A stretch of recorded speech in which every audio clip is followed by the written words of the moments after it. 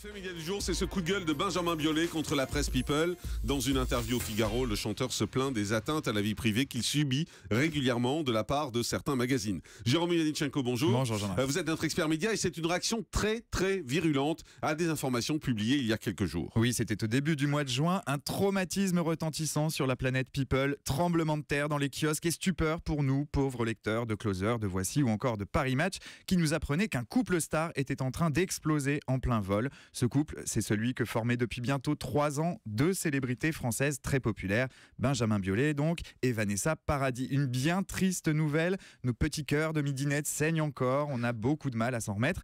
Dans ces articles, on découvrait de nombreux détails sur cette rupture et notamment que Benjamin Biolay serait allé à Los Angeles pour annoncer à Vanessa Paradis entre quatre yeux sa décision de la quitter, de reprendre sa liberté.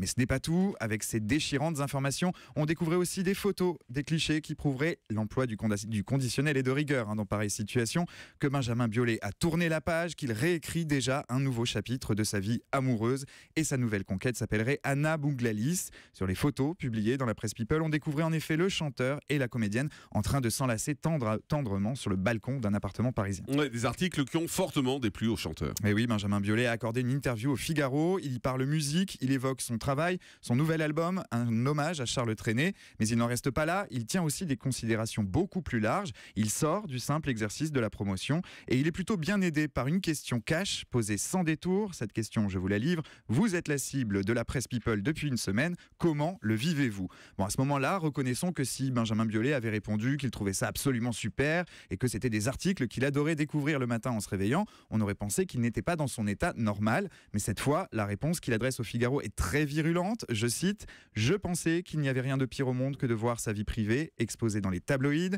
mais quand il s'agit d'une version scénarisée de ma vie, totalement à ma charge et surréaliste par rapport aux derniers mois que j'ai vécu, c'est purement diffamatoire. » Puis il poursuit, « Depuis le jour de mon mariage, ces gens me volent ma vie, mais ce qui est raconté aujourd'hui n'est pas ma vie, c'est honteux. » Puis il termine ainsi, « Vu ce que j'ai vécu, je ne pensais pas pouvoir être l'objet d'une telle infamie, d'une telle traque. Je n'ai jamais vécu un mensonge aussi éhonté que ça. On m'a déjà attribué des relations imaginaires, mais jamais une chose pareille. Version surréaliste et honteuse, une infamie, une traque, un mensonge éhonté, n'en jetez plus. » Benjamin Biolay est ivre de rage et il veut le faire savoir. Alors, en tout cas, il nous dit que tout ça serait faux, selon lui, en tout cas, puisqu'il parle de mensonges éhontés. Alors, est-ce qu'on doit s'étonner de ce coup de gueule de la part du chanteur? Mais pas vraiment. Benjamin Biolay a tendance à réagir, à surréagir même lorsqu'il est pris à partie. Ce n'est pas vraiment son genre de ruminer dans son coin lorsqu'une petite phrase lui déplaît. Sur les réseaux sociaux qu'il quitte aussi souvent qu'il revient, il est un adepte du clash à répétition. Il sort la sulfateuse à tout va dès que l'occasion se présente.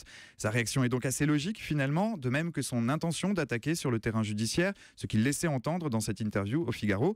Mais attention, avec ce véritable coup de sang contre la presse People, Benjamin Biolay prend tout de même un gros risque. Il remet une bûche dans la cheminée, il alimente ce feu et joue la carte de la provocation. Ce matin, on pourrait peut-être inviter Benjamin Biolay à calmer le jeu et à méditer cette phrase de Sacha Guitry. Si ceux qui disent du mal de moi savaient ce que je pense d'eux, ils en diraient encore plus. Voilà, et moi je médite votre phrase, Jérôme Ivanichenko, de remettre une bûche dans la cheminée, c'est une très belle expression. Merci beaucoup.